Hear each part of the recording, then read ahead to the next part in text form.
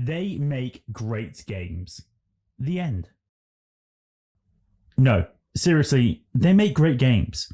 But how did a tiny studio from Edinburgh, Scotland take over the entire gaming industry within just 25 years? Today, we'll take a look at the most controversial company in video game history and try to answer how Rockstar got to the very top of the games industry. So, before I try to shamelessly capitalise on the new Grand Theft Auto trailer having been launched recently, we need to go back to the very beginning and talk about the very early years of Rockstar. It's actually a bit of a misnomer that Rockstar formed 25 years ago, as they were initially a tiny team of 4 of David Jones and his former classmates, Mike Daly, Russell Kay and Steve Hammond, based in Dundee, Scotland. Now, I need to start off before talking about any of this by clearing the waters a little.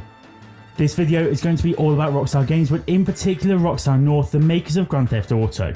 As a result, it may be a little confusing as to why games like Bully, or in the UK Carnus Carnum Edit, or Red Dead Redemption take such a backseat in the story. These games did create a lot of controversy, but what we're looking at today specifically is the tiny studio from Dundee that became an absolute powerhouse in gaming today. DMA Design, who were backed financially by Liverpool-based company Psygnosis, made very early games for the Amiga, Atari ST and Commodore 64. Their first release came in 1988 and was a game called Menace, where players would destroy a planet's defense mechanism with the aim of getting to more harmful creatures. The side-scrolling shooter saw you as a player go through 6 different stages, and using lasers and cannons you would move through the stages, killing all enemies and defeating the Guardians of Draconia, the world that you were playing on.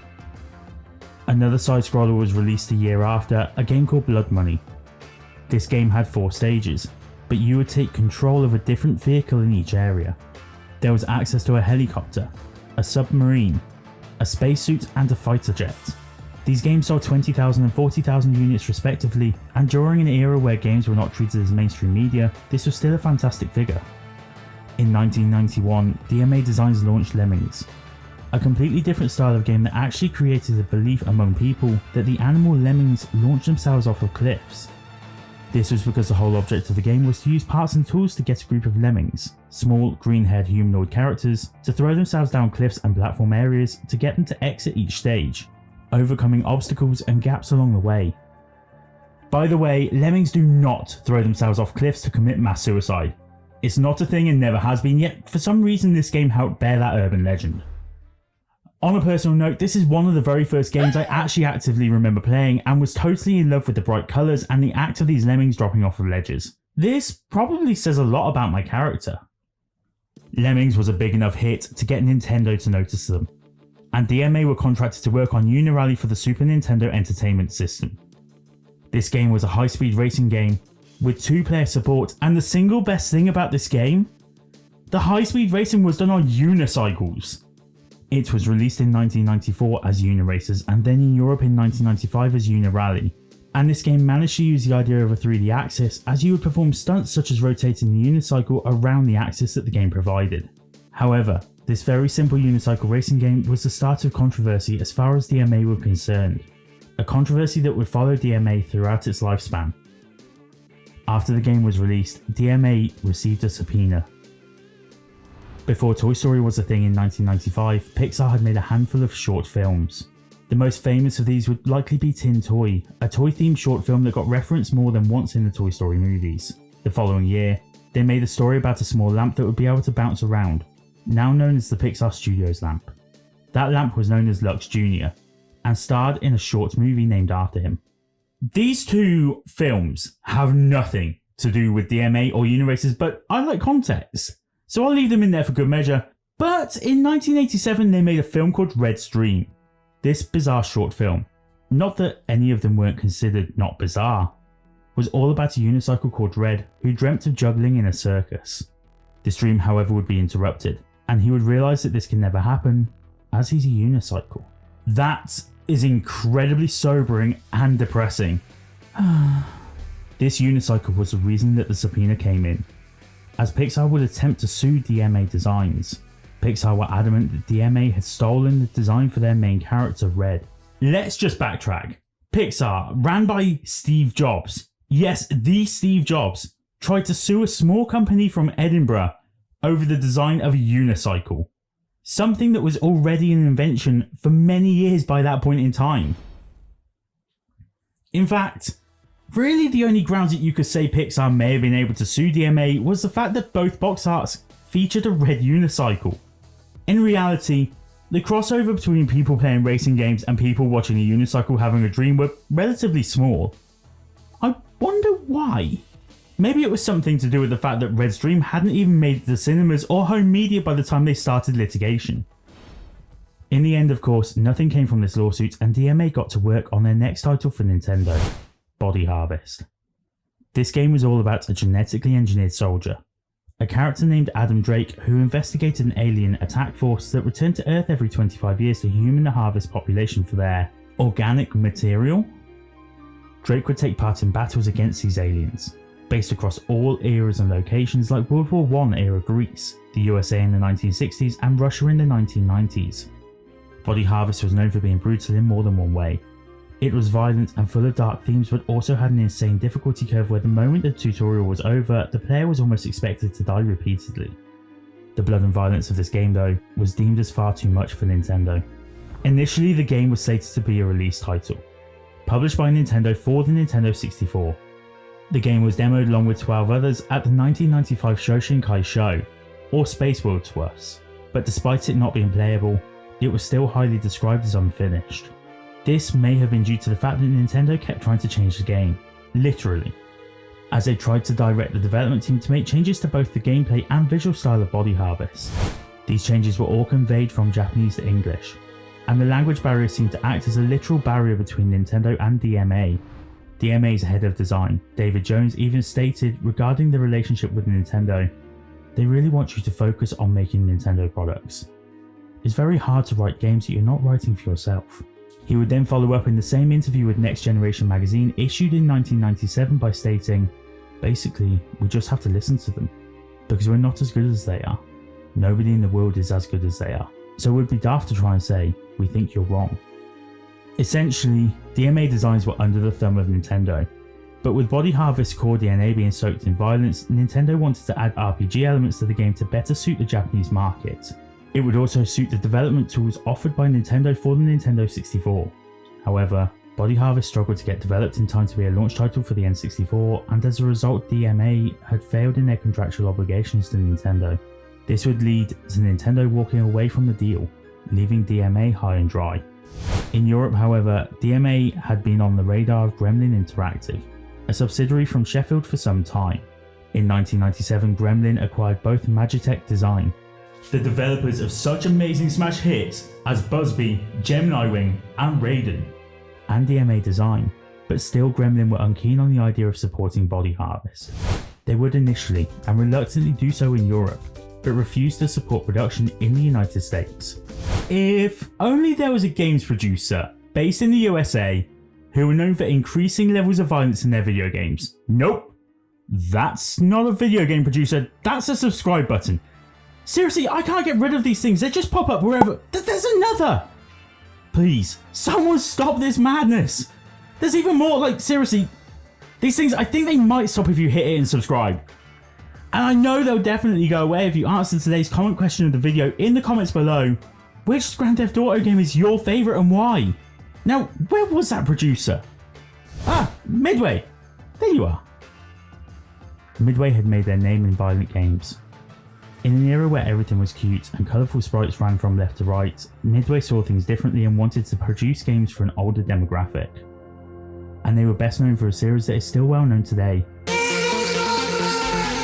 These games were known for blood, fatalities, and Dan Ford appearing in his own game to shout the word "Toasty!" These games were a leap into a more mature audience and will suit a game like Body Harvest down to a T. Finally, DMA finished their game, and it was released on September 30th, 1998, a full 364 days after the planned initial release date and launch of the Nintendo 64. The game sold 160,000 copies in North America and 40,000 in Europe and was never released in the Japanese market.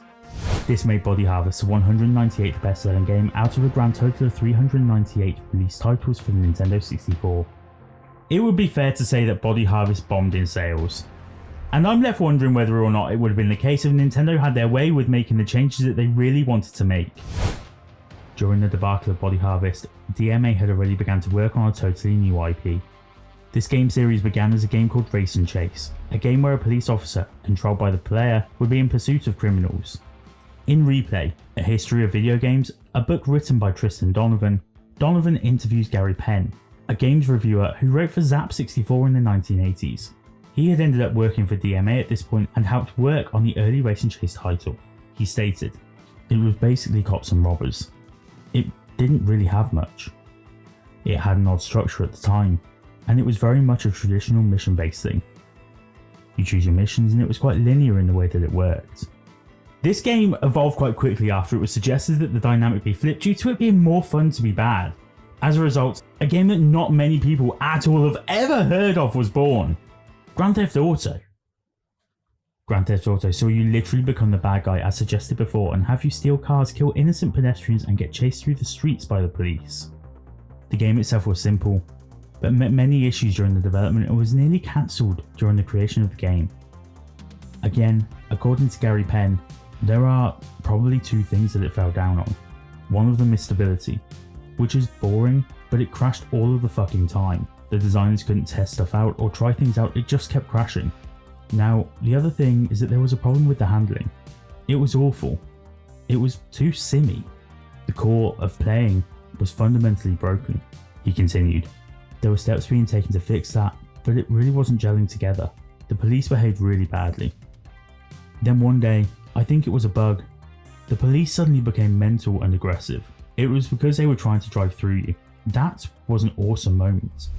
So that's right.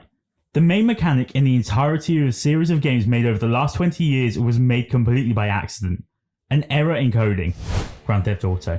The freedom in the world. The music placed in the game while driving around, and in fact the whole package led to huge success. While it was met with mixed reviews, aggregators putting it at 79% for the PC version, while IGN rated it at just 6.2, sales figures did not lie. And by November 1998, over 1 million units had sold across the PC and PlayStation. In Europe, the game made €17 million in 1993 alone, and sold over 3 million copies worldwide. Of course, it was not all plain sailing for Grand Theft Auto though, as the fires of controversy began to creep. The media got behind the idea of the game being highly violent even before its launch. As a result of this media outrage, even the Parliament in Britain got involved, with Scottish Secretary Lord Campbell of Croy condemning the game in the House of Lords. It's needless to say a ban did not happen, but off the back of the negative press, BGM Interactive, the publisher of Grand Theft Auto, pulled a massive power move. They got Max Clifford, a disgraced publicist who, "Look, I just can't do it. Whether or not this guy is alive or not, I can't give publicity to a guy who did what he did. If you don't know, get on Google and find out, but I can't. So from here on now, I'm just going to call him Dog in reference to this monstrosity." Dog was hired to negatively talk about the game in the press. That's right, BGM used the very thing that they were being critiqued about, the violence in the game, and turned it into a publicity stunt, having articles written by Dog that called for the game to be banned. Of course, this went in the opposite direction, with people wanting to see just what had made this game so bad that it needed to be banned, and as a result it led to more sales. BGM literally stoked the fires of their own controversy to create more sales and more revenue. I can't say any more about this other than it's pure genius, even if it turns out that in another 20 years or so the person doing this on your behalf turns out to be Dog. It's unfortunate that he's credited so strongly by the development team as the reason why GTA took off to begin with. Literally anyone else from that era and we're absolutely fine. After the amount of success that Grand Theft Auto had had, DMA had been purchased. Gremlin Interactive, the publishers that aided with Body Harvest, bought DMA for an estimated £4.2 million. DMA continued to work on games, finishing Space Station, Silicon Valley and Tank Ticks. It would only take a year though for another company to come in and buy the parent company of Gremlin, and that company would be French games producers Infogrames. BGM Interactive, the publishers of GTA, had also been bought by Take-Two Interactive in March 1998, after buying stock and staff from the former company. This meant that GTA was set to move across to Take-Two as BGM had the rights to this, whilst any assets owned by Gremlin would become Infogrames' property. During the changes, Kay, Hammond and Daly became victims of the change in management, losing their jobs. While the original driving force of DMA had been lost, BGM had already made plans to replace them with Sam and Dan Houser. Sam was promoted and made the executive producer of a new division of Take-Two, Rockstar North. In 1999, Rockstar released 2 expansion packs, both set in London. London 1969 and 1961 were launched to a relatively quiet fanfare.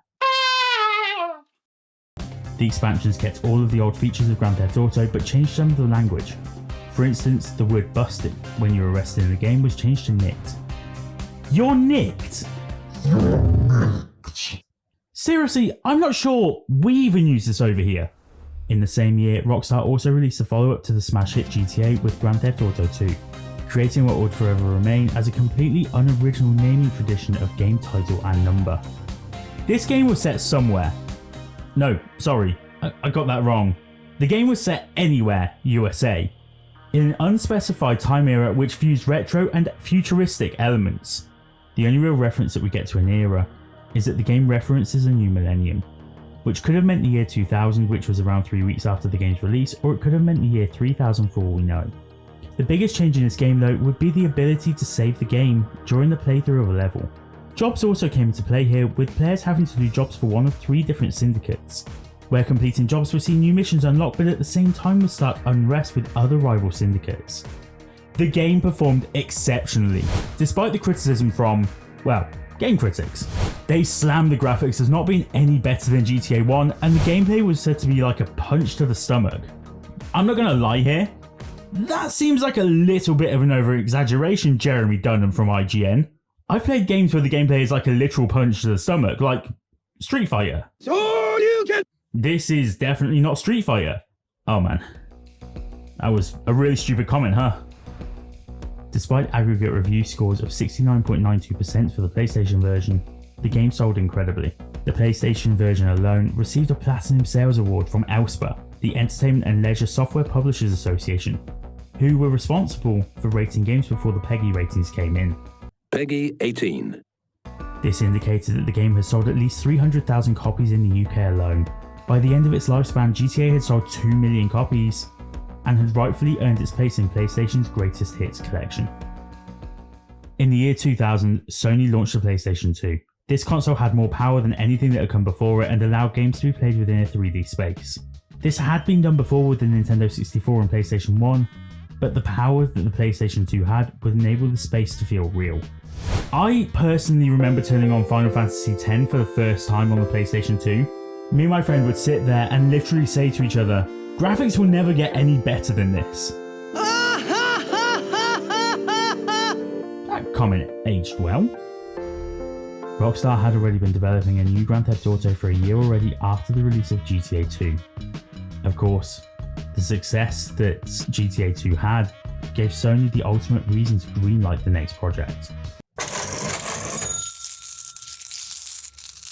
By early 2001, the city's cars and most of the weapons had been designed, and Rockstar had even tried to implement an online multiplayer mode, but due to limitations in hardware, this took a further 12 years to develop. However, we should probably credit Rockstar here. That's dedication to the cause. By October 2001, the game was released and launched within North America. Interestingly enough, Rockstar actually offered GTA 3 to Microsoft for their Microsoft Game Studios collection as an exclusive, but a group of game managers known as the Star Chamber turned down this proposal on the grounds of the game being too violent. That's at least according to author Dean Takahashi in his book The Xbox 360 Uncloaked. Of course, Xbox finally got a port of GTA 3, but it was already a huge part of the PS2 lineup, with it having been exclusive to PlayStation for the last year.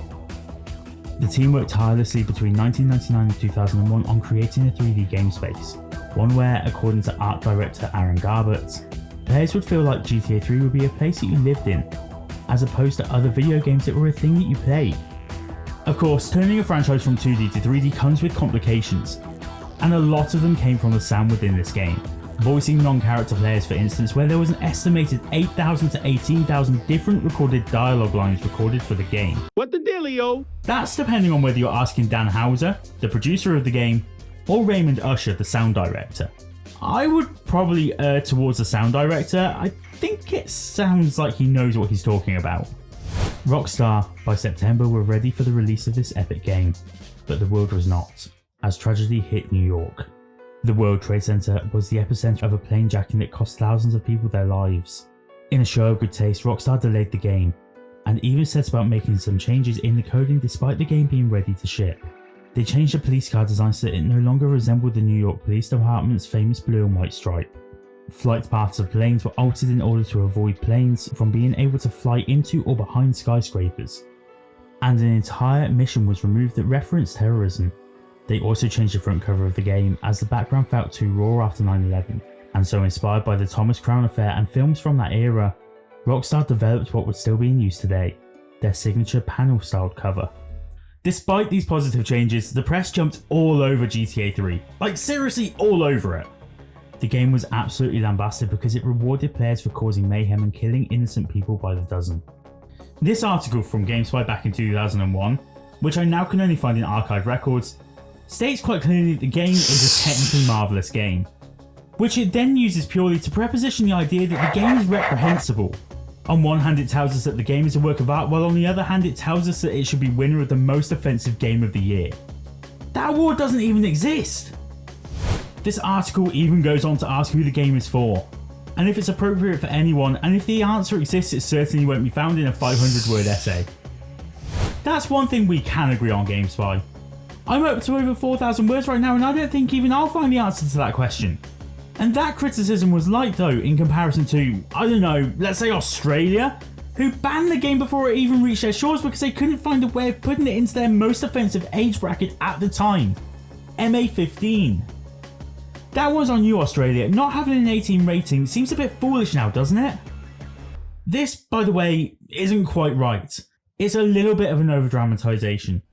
The game did reach Australian shores and was actually released with the MA15 rating, but the OFLC, the Aussie version of the BBFC, banned it due to the content being too strong for the MA15 rating.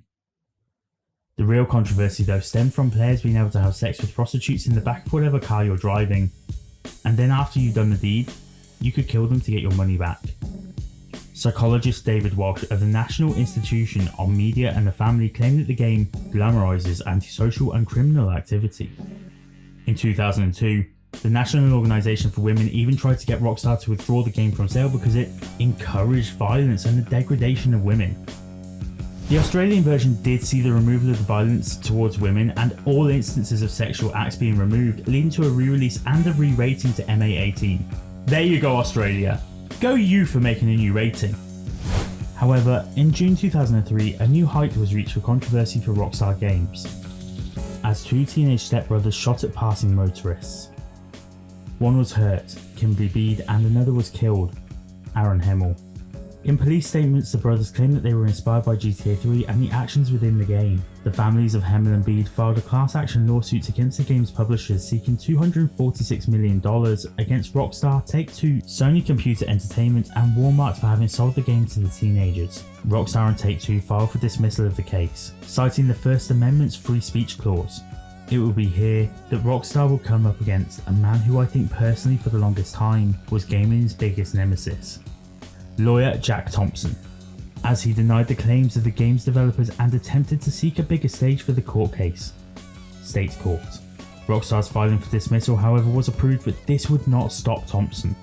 Thompson would go on to take on clients from all over America, the stepbrothers from Tennessee, and the Dustin Lynch case in Ohio to be notable causes. Lynch was, at the age of 16, charged with aggravated murder, and his purported behaviour came from the idea that he was obsessed with GTA 3. The judge in the case, a Judge John Long, ruled that Lynch would be tried as an adult. Thompson went in for the kill, showing a message from the victim's father, Jolyn Mishney, insisting that the attorneys had better tell the jury about the violent video game that trained this kid and showed him how to kill our daughter, Jolyn. Thompson arrived, like a proverbial white knight, appearing as an amicus curiae, or a friend of the court for the child. Yes, Jack Thompson wanted to help in court. A child who had committed murder due to a video game which Jack Thompson himself was already an advocate against. Just run that back again. The lawyer who hated video games wants to represent a kid who had killed allegedly due to video games. Rightly, the county prosecutor Dean Holman opposed this, stating that if Thompson was helping the family and representing Lynch, this would be a conflict of interest. No shit! Seriously! It took how many years for Thompson to get disbarred after this? He went into this knowing full well that he wanted that child to be found guilty, whether or not Lynch was responsible for his own actions, which he most definitely was. Thompson playing both sides is a clear play at skewing the court in his favour. There's actually enough information about Jack Thompson and his unethical law practices to make a video that would probably run about 4 hours, so I'll spare you that. Let's move on, shall we? Let's take a trip to Vice City. A year after the release of GTA 3, with a game engine that was already built, a new Grand Theft Auto game hit stores. See, let's bear in mind that there is a current 10-year gap between GTA 5 and 6. It could be reasonable to think that Rockstar has always took this long between games and always has had to make every resource from scratch, but that's just not true. In fact, in early years they released a new game on average every year and a quarter, so it wasn't always the case. But it was just that the engines that they built, between just 28 of them in the development studio, which is severely impressive, were so strong and expansive and easy to adapt that these games could be churned out year after year without making sacrifice to their brand. This is how to make games that come out on a periodic basis, like every year or two. Start with a strong foundation and build from it. Not build rubbish and then just update characters or roster members. I'm looking at you, every sports sim game ever.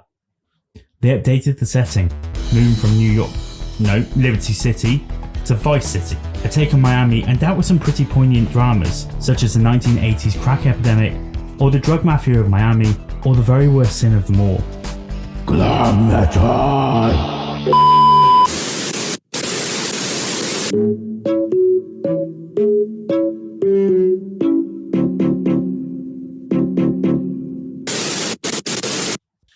There was a heavy influence of films and TV like Scarface and Miami Vice. Unlike what they had done with GTA 3, Vice City focused on a theme, the 80s, and ran with it. The game was exactly the same again. You take on missions from characters, complete the mission, get rewarded. Buy more cars, weapons, and do it all over again. And all the while, avoid the police and their blasted wanted signs. This game saw a few new features brought in too, such as purchasable properties and homes and businesses that included buying a pornographic movie set. This game, well, to say it did well was an understatement, winning Game of the Year awards and being rated a massive 94 on Metacritic, only just beaten by GTA 3 with a score of 97.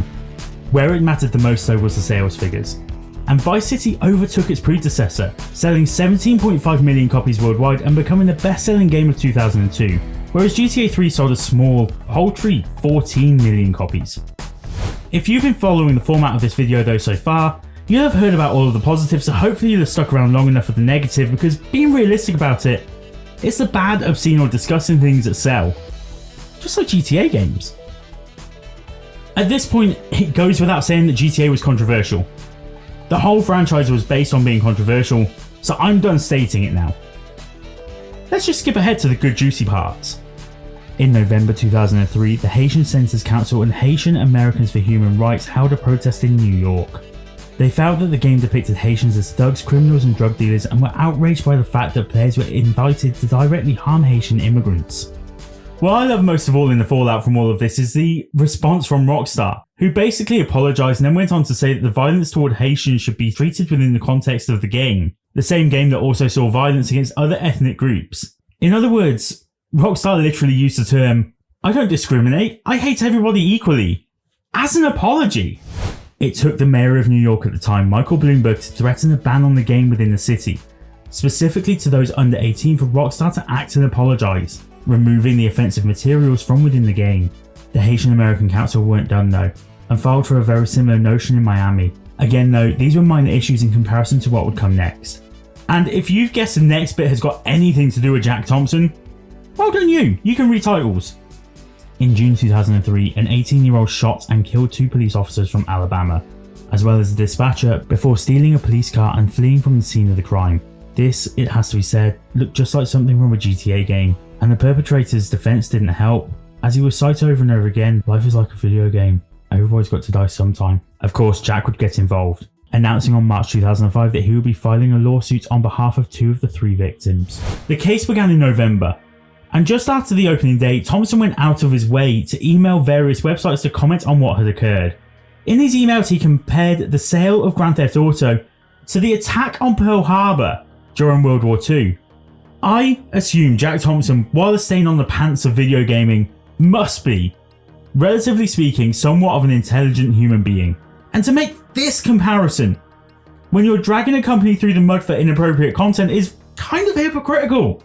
On top of that, you're comparing the release of a video game to a missile strike that killed thousands of people. I'm so glad he can't practice law anymore.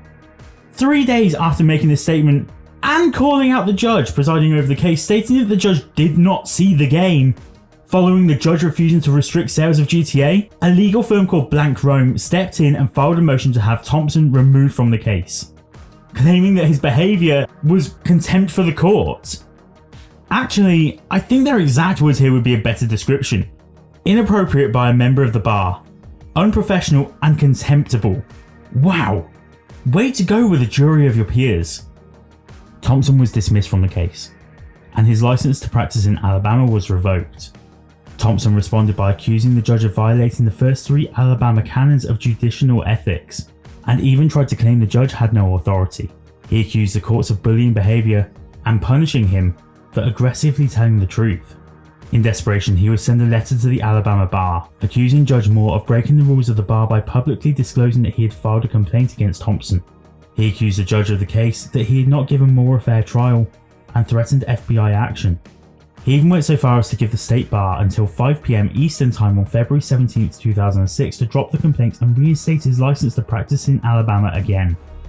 The bar responded. The rule states that the court official that revokes the license must be the one to refer the matter to the bar, not the one that had it revoked. On February 22nd, Thompson then went on to threaten legal action, and then went on to say that the plaintiffs from the case that he was kicked off of were still his clients and he would represent them in court when the trial resumed. Ultimately, I went in far too much detail here, but the reason is very apparent. This stain tried so hard to get rid of GTA, to get it banned, and failed. Not because of amendment rights or because Rockstar had more money or power, but because Jack Thompson didn't know the fucking law. He didn't understand how any of this works, and that was his job. He just tried to bully his way into a winning position, which everyone seemed to see through from the very beginning. The funny thing is though, this isn't even the last time Thompson would try to sue Rockstar, and it wouldn't even be the last time with Vice City, and each and every time in each state that it was contested in, it was ruled that there was insufficient evidence that Grand Theft Auto was causing these criminals to do what they were doing. So despite this video being all about Rockstar and GTA, I'm almost betting that this is the bit that most of you have stayed for so far. In 2003, Rockstar North decided to move away from GTA a little and set their sights on something a little more violent. Manhunt was set in a prison, with an inmate who is forced to participate in a series of snuff films, or for viewers from this day and age, let's say an old school version of Squid Games. Rockstar actually started working on Manhunt as far back as the early 90s, and it was built on the same game engine that the GTA engine was set to use.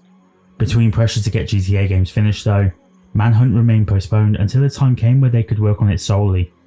The game was expected in the Rockstar offices to cause controversy, as had every other GTA game so far. But former Rockstar employee Jeff Williams claimed that the game nearly accidentally caused a mutiny at Rockstar New York. Speaking on his blog, he stated, "It was Rockstar North's pet project. Most of us at Rockstar Games wanted no part of it. We'd already weathered plenty of controversy through GTA 3 and Vice City, and we were no strangers to it, but Manhunt felt different. We always had the excuses that the gameplay was untethered. You never had to hurt anyone that wasn't a bad guy in one of the missions. You could play completely ethically if you wanted to, and the game was a parody anyway." I found these quotes through an archive file at Games Radar, and when I looked for the original blog, it does appear to have been removed. Manhunt, he went on to say, just made us feel icky. It was all about violence, and it was realistic violence. We knew there was no way we could explain away that game. There was no way to rationalise it. We were crossing a line. In spite of the negative publicity the game got, and I use the term in spite, Manhunt still sold 1.7 million copies worldwide, even though it was removed from many GameStop's shelves due to the violent nature of the game. Well, actually, it wasn't, and it was removed because of the implication in a murder. Oh yeah, well there is that too. I mean, I didn't mean to sweep this under the carpet at all.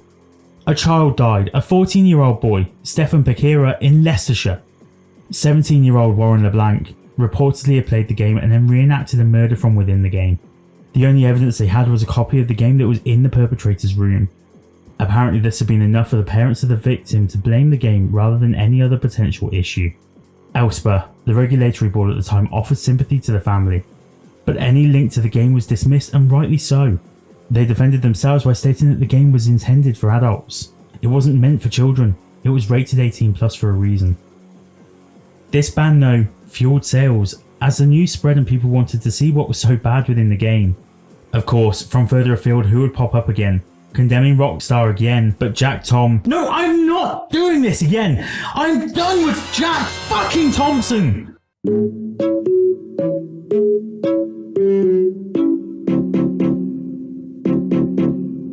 Long story short, Manhunt ended up being found innocent of any involvement with the death of Stefan Pekera. Jack Thompson ended up having his law practicing license completely removed despite going after not just GTA and Manhunt, but Mortal Kombat and The Sims. The Sims! He went after The Sims! Seriously! A year after Manhunt, Rockstar Games released one of the most critically acclaimed games of all time in San Andreas. This time we were set in Los Angeles and the game covers some pretty serious topics, as did its predecessor.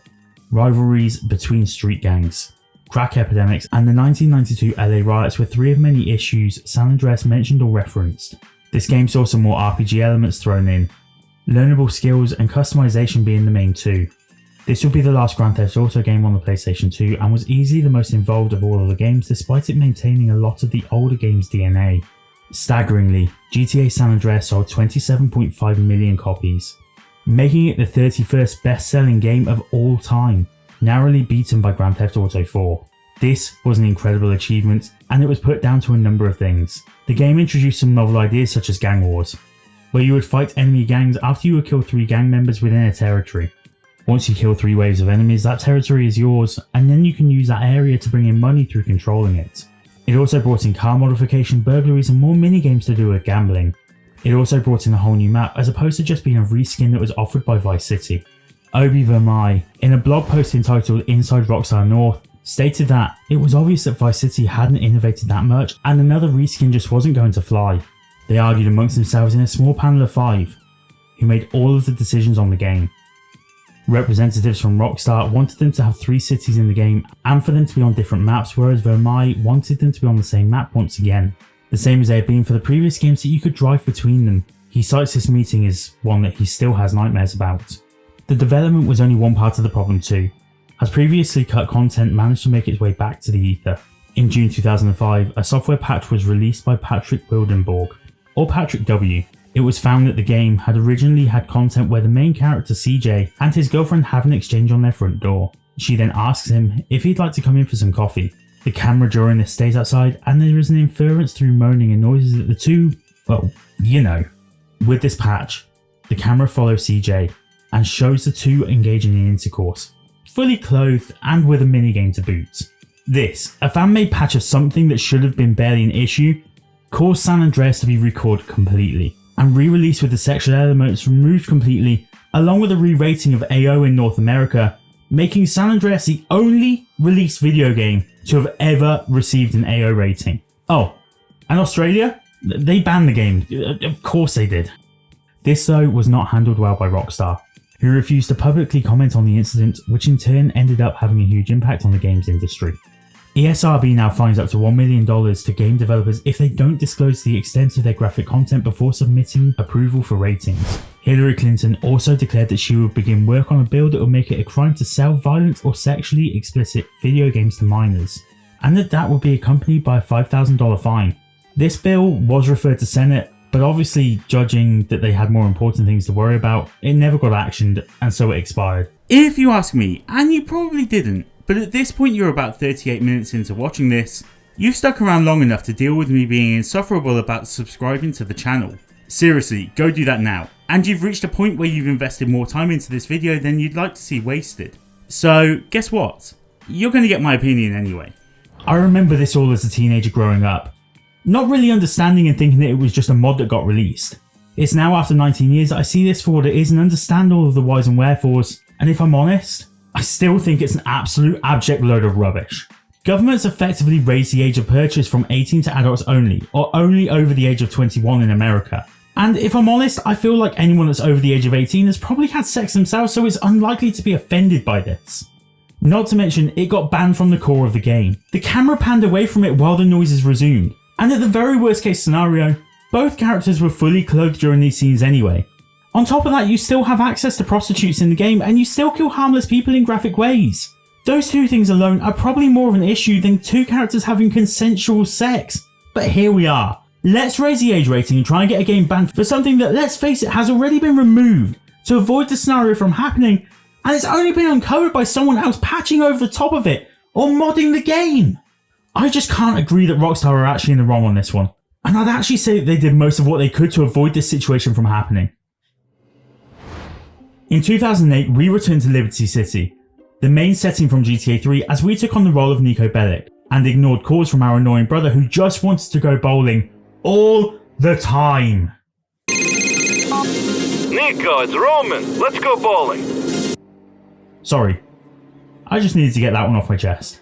GTA 4 was released on the PlayStation 3, and while it scaled the maps down, the world was made to feel more similar to the real-world location of New York, where they would attempt to replicate the verticality and level of detail within the city.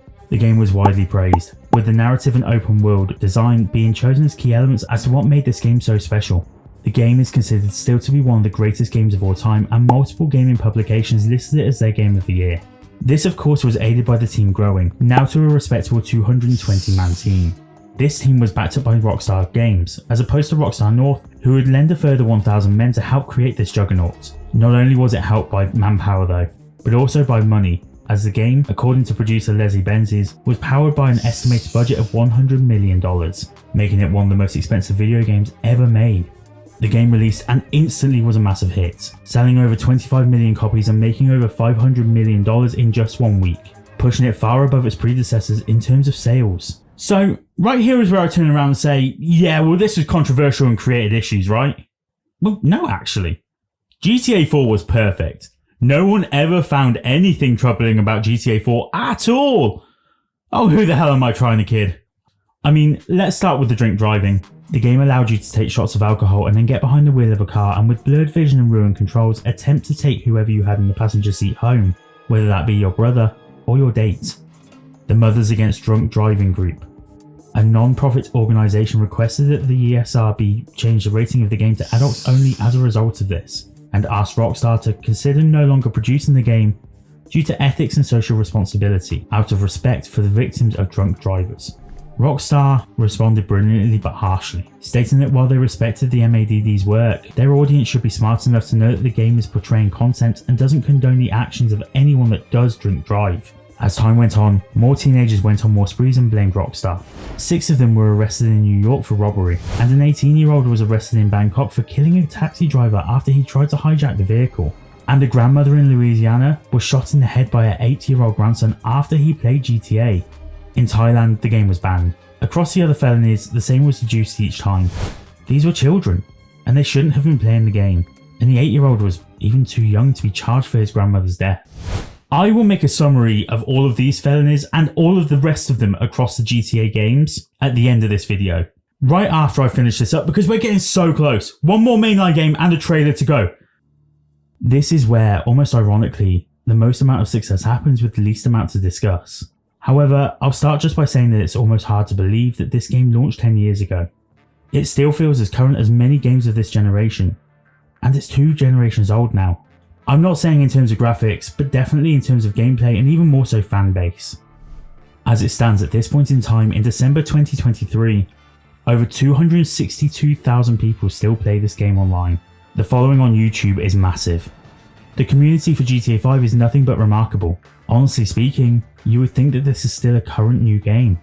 If you haven't heard of GTA 5 over the past 10 years, I'm sorry, but first of all, why have you watched this video? GTA 5 sees you play as 3 different characters. Michael, a retired bank robber, Franklin, a gangster, and Trevor, who is by far the best character in the game, played and modelled by Stephen Ogg, who hates being reminded that he played Trevor in the game. He wanted me to give you this message from Trevor, which, of course, I'm not Trevor. My name is Stephen, and I am an actor. He's a drug dealer. I mean Trevor, not Stephen, who is most definitely not the same character in every single program he's played. I'm sorry to throw shade in there, Stephen, he says as if he knows a world famous actor who's more known for his facial hair than his acting skills. Okay, I'll stop now. My personal beef with Stephen Ogg aside, GTA 5 is just an incredible game, with a massive world, great storyline, and the best character development in any of the series so far, and it showed, as Rockstar cemented their place at the very top of the tree in regards to game sales. Well, nearly. I mean, they haven't beaten Minecraft, but it took second place comfortably as it sold, wait for it, let me bring it up quick, 190 million copies! That figure is as of the 8th of October 2023 and is absolutely staggering. Its revenue has totaled out at over $8.5 billion, and while it's not fact, I'd argue that GTA 5 is likely the best example of video games overtaking films as a top media. Actually, it is a fact. What do you mean? Well, Superdata Research put out some stats back in 2021, which valued the games industry at $159.3 billion. That was against the movie industry, which sat at $19.1 billion. GTA 5 also launched a true online multiplayer mode, where up to 30 players could roam the same map and enter lobbies to complete jobs together. Since the release of GTA Online, there's almost been an endless wave of players still playing GTA 5 as a result, which has led to Rockstar keeping their most successful IP alive for 10 years. This iteration of Grand Theft Auto is still, to this day, GTA at its finest. It merges every key component, amazing world design, an alive feeling world with NPCs that feel like they matter even if they don't, fun gameplay, and a great campaign, along with sound that just feels nostalgic on every level. They just have the secret sauce at this point when it comes to game design. This secret sauce is essentially what causes GTA to do so well. It's hard to put it down to one thing in particular, but certainly having the time to make the game they want to make is an important factor. We've seen time and time again, like with Pokemon Scarlet and Violet, that if a company is put under immense pressure to reach a target in terms of release dates, then the games just come out broken. But GTA doesn't have that. The game is done, like a good YouTube video, when it's done. The release date comes after the game is finished. That is the way games should be. But there's been a machine in place for the last 25 years or so that is slowly starting to see the wheels come off. The machine is very simple. Games come out, the development team starts work on the next, and the release date is given far too soon into the next game cycle. Sometimes as soon as a year after the last game releases. This could not even be timed to iron out the bugs in the previous game. But these developers, all they see is one thing, the colour of money. They want to see more and more, and therefore less and less time is given. We've even given this a name now, development crunch. A period of time where developers work sometimes 12 to 14 hours with little time to rest, working sometimes until very early in the morning in order to get that next little bit finished. Honestly, all of this really does just sound like the life of a YouTuber. GTA 5 and the 10 years between GTA 6 or even the 7 years between 4 and 5 prove, if you don't rush the people making the game, you'll get better quality out of them. Of course, this lack of rush comes from the fact that GTA games are so profitable that the money they make from one game almost pays for the time it takes to develop the next. Not every developer can manage that, but I sincerely look at some of the developers in question over the last few years, Game Freak and Ubisoft especially, and refuse to believe that, say, the Assassin's Creed games couldn't be rebooted with a 4 or 5 year gap between this and the last, where they could be rebuilt from the very ground up. GTA and Rockstar escaped the machine of churning out games and built their own machine, one that takes time and measures out each ingredient into what would be the perfect batter mix into a great game cake. It treats the creation of this cake like a science, and it allows it to cool and breathe at just the right times before putting the icing on, instead of rushing to get it finished in one night, and icing dripping everywhere as it can't find a way to mesh with what's underneath. Of course, once again the game was slammed for controversies, because it wouldn't be a Rockstar North game without them, especially for a particular mission called By the Book. This mission made use of genuine torture techniques such as waterboarding in order to make a hostage talk. This caused backlash within the United States government, with members of Congress stating that it was in poor taste. Other reviewers of the game found the game's portrayal of women to be misogynistic. Dave Cook from VG247 claimed that the female characters were either there to be rescued, shouted at, fucked, to be seen fucking, put up with, killed, heard prattling away on their mobile phones, or shopping. Kotaku's Caroline Petit also criticised the depiction of transgender characters. These were predominantly sex workers with particularly muscular bodies, and were seen as transphobic. These were actually removed by Rockstar in April 2022, after an open letter with LGBTQ+ advocacy group Outmaking Games requested the removal. Praise was heaped on Rockstar after the removal for listening to these minority groups. You'll be glad to know that at the time of writing, no one has died due to Grand Theft Auto 5, and the game hasn't even been blamed for any form of severe crime that's occurred. But as promised, let's summarise all of those previous horrible events.